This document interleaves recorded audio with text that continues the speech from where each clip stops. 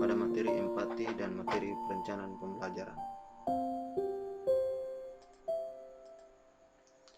Salam sejahtera bagi kita semua. Perkenalkan, saya Enricus Franciscus Jeffrey, guru fisika di SMA Negeri 1 Arnora Barat, Kabupaten Flores Timur, Provinsi Nusa Tenggara Timur.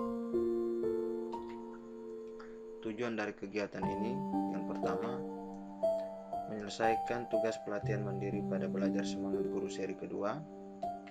Yang kedua, menyampaikan hasil refleksi pada lembar aksi 1 pada pelatihan semangat guru seri kedua. Ada beberapa pertanyaan dari kegiatan ini. Yang pertama, apa hal baru yang Anda pelajari tentang empati dan materi pembelajaran? Yang kedua, bagaimana lembar aksi 1 membantu Anda untuk melatih empati? Yang ketiga, apa tips Anda untuk para pengajar menerapkan empati dan perencanaan materi pembelajaran?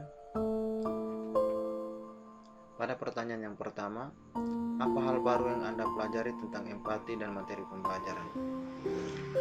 Konsep dasar dari empati itu merupakan kemampuan untuk memahami perasaan, pikiran, dan keinginan orang lain.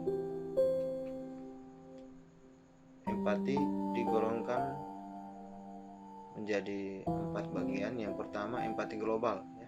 Empati global itu pada anak 0 sampai 1 tahun itu menjelaskan proses alamiah empati.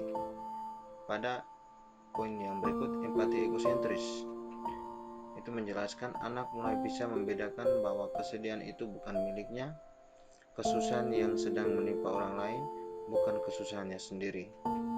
Pada poin yang ketiga, empati kognitif. Empati kognitif pada anak berusia 6 sampai 10 tahun, di mana anak mulai memandang perspektif orang lain, khususnya orang yang sudah dikenal. Pada poin yang terakhir, empati abstrak. Empati abstrak menjelaskan empati tidak hanya ditujukan pada orang yang dikenal atau sering ditemui. Ini pada anak yang berusia 10 tahun ke atas. Empati terdiri dari faktor kognitif dan afektif. Pada faktor kognitif itu menjelaskan pemahaman tentang nuansa emosi terkait dengan tahu apa itu marah, sedih, bahagia, dan lain-lain. Yang berikut, faktor kognitif ini harus dipahami terlebih dahulu sebelum seseorang dapat berempati. Pada faktor afektif itu menjelaskan bahwa seseorang melihat kejadian di luar dirinya dan dia dapat memahami apa yang dirasakan oleh orang yang mengalami kejadian tersebut. Manfaat empati dalam pembelajaran. Yang pertama, dapat mengerti perasaan, pikiran, dan keinginan orang lain termasuk siswa. Yang kedua, bisa menerima orang lain dengan apa adanya dan menyadari kalau ada perbedaan.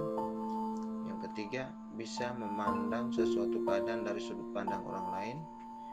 Yang keempat, bisa mengantisipasi situasi sehingga dapat memiliki atau menentukan sikap yang sesuai.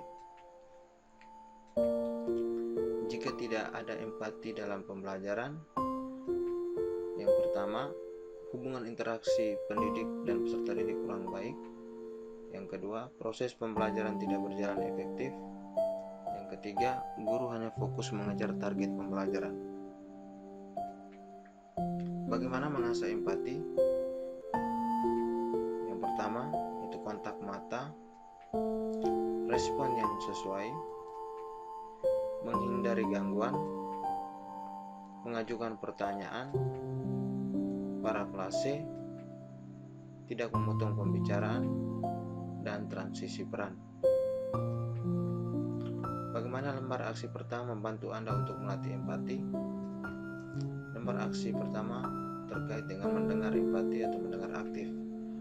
Pada lembar aksi pertama membantu saya melatih pemahaman tentang emosi yang terjadi pada seseorang di luar diri kita. Yang kedua, melatih diri untuk mendengar aktif. Yang ketiga, merancang kegiatan monitoring untuk mencapai tujuan yang telah disusun. Apa tips Anda untuk para pengajar menerapkan empati dan perencanaan materi pembelajaran? Pada poin yang pertama, memberi apresiasi terhadap pencapaian peserta didik. Tips yang kedua, menerapkan disiplin positif kepada peserta didik. Tips yang ketiga, mengajarkan cara penyampaian yang baik dan benar. Tips yang keempat, membangun sikap saling tolong-menolong. Sekian hasil refleksi pada materi empati dan materi perencanaan pembelajaran. Terima kasih.